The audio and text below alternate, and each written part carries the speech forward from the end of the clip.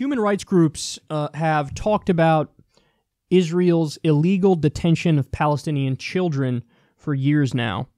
About 10,000 Palestinian children have been detained by Israel and prosecuted in military courts since the year 2000.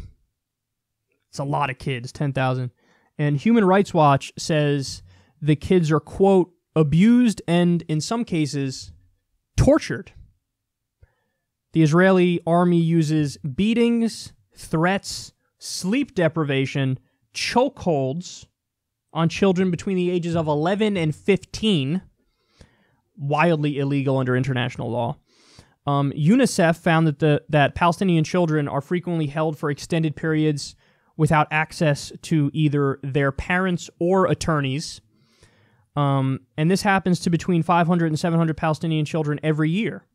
Between 2012 and 2015, 3/4 of those children reported some form of physical violence after the arrest. Again, illegal under international law. And 97% lacked access to legal counsel or did not have a parent present when they were interrogated.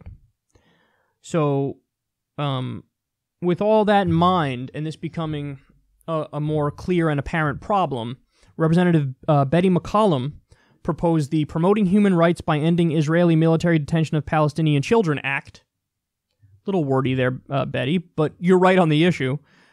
So this is Betty working with Mark Pocan, Earl Blumenauer, Andre Carson, John Conyers, Danny Davis, Peter DeFazio, Raul Grijalva, and Louis Gutierrez and Shelley Pingree. And also, I guess I'm making a little breaking news here. I know Ro Khan is signing on to this as well.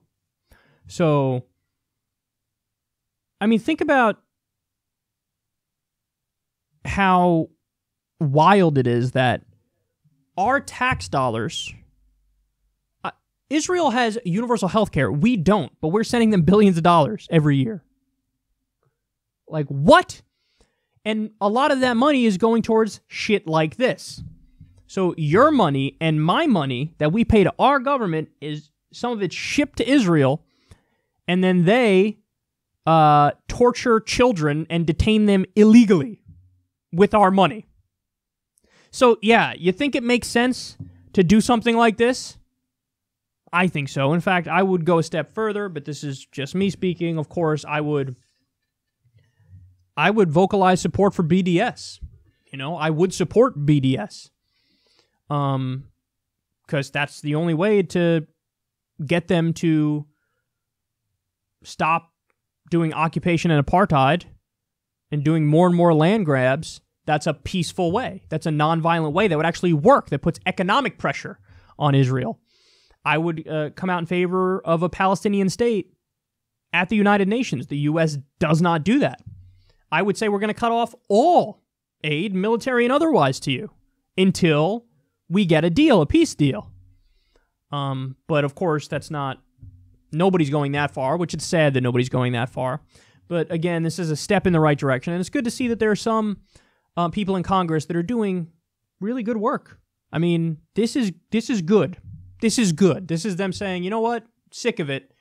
We're not going to fund you so you can torture and detain kids. I mean, it's bare minimum you could do is say, we're not going to let our money go towards that. But you're right. We shouldn't let our money go towards that. So credit to everybody who came out on the proper side of this. I'm happy that at least something's being done to address this.